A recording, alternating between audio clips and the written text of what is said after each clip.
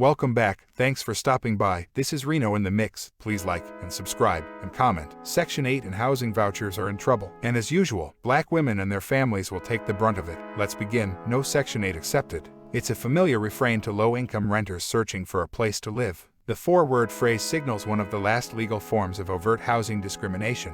Commonly referred to as source of income discrimination, landlords across the nation often refuse to accept tenants who attempt to pay rent with help from the federal government's Section 8 housing voucher program.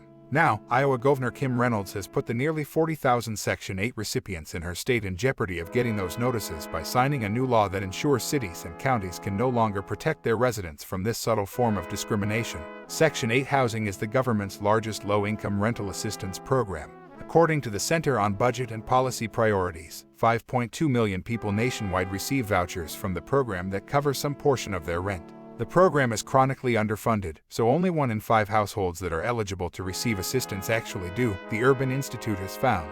For the lucky few who do make the cut, it's not a one-way ticket to a home. Recipients have to go and find a place that fits the program's requirements, and it's at this point that source of income discrimination comes into effect. According to the National Multifamily Housing Council, this type of housing discrimination remains legal in the majority of the nation, although some states and localities have begun to fight it.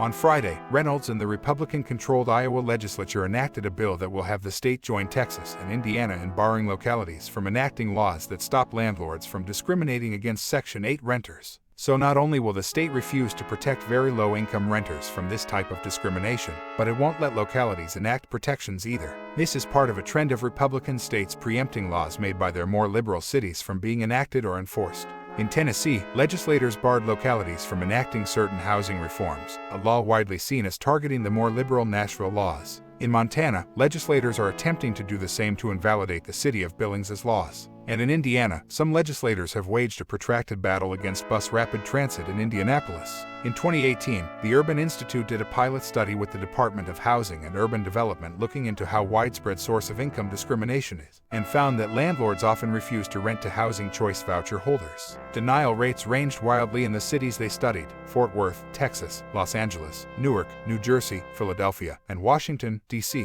Importantly, the researchers also discovered that landlords were the most likely to discriminate in wealthier areas, which has the effect of concentrating poverty and forcing voucher recipients to live in less desirable neighborhoods with worse outcomes for children. Of the 5 cities they studied, Newark, Washington, and Philadelphia all had source of income discrimination laws. But source of income discrimination laws are only as good as their enforcement. Even in Washington, where the researchers found the least amount of discrimination, the Equal Rights Center still found 130 advertisements that stated no vouchers accepted or no Section 8, indicating that some landlords are either unaware of the law or are confident that they will get away with breaking it. The murky constitutionality of source of income discrimination. On its face, source of income discrimination is not explicitly banned by the Fair Housing Act, which names race, color, national origin, sex, religion, disability, and familial status as protected groups. However, some fair housing lawyers argue that discriminating against voucher recipients has a disparate impact on protected groups that disproportionately make up the program, such as families with children, Black Americans, and people with disabilities, thereby making source of income discrimination unconstitutional. In March 2020, the Supreme Court declined to consider a case that would have required landlords to accept Section 8 vouchers. The plaintiff, a fair housing nonprofit in Texas, sued 4 entities on the grounds that their refusal to accept these vouchers disproportionately harmed Black would-be renters. Martha Galvez, one of the authors of the Urban Institute study, explained why landlords are discriminating. There's a lot of reasons why landlords don't want to accept vouchers. Some have to do with stereotypes about families that have vouchers, and some parts of it have to do with landlords' experiences with housing authorities and dealing with the government as a partner in your lease. There is evidence that landlords have valid reasons for not wanting to participate in Section 8 housing. Working with the government to make sure your property fits the requirements can be onerous and frustrating. Landlords may have difficulty getting rents paid on time by the local public housing authority, and often the unit inspections can be an inefficient and arduous process. This is the argument that landlords in Iowa use to garner support. According to the Iowa Capitol Dispatch, State Rep. David Deo, the floor manager for the bill Reynolds just signed, argued, "We have some landlords that just simply would rather not have to get involved with the extra paperwork or inspections or changes to their apartments or whatever else might come around because of." But there's also anecdotal evidence that landlords may be using source of income discrimination as a cover for other illegal forms of discrimination. Sharita, a Section 8 voucher recipient who lives in Memphis, Tennessee, with her 6 children, told me earlier this year that she's experienced frequent discrimination.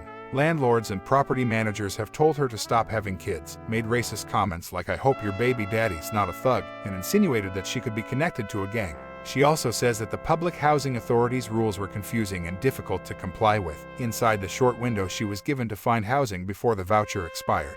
It just seems like there's discrimination against Section 8. It hurts. I was not able to sleep. I couldn't eat, crying every day, and I was constantly calling, and it was so hard, Sharita said. I felt like I had to settle because I didn't have any options.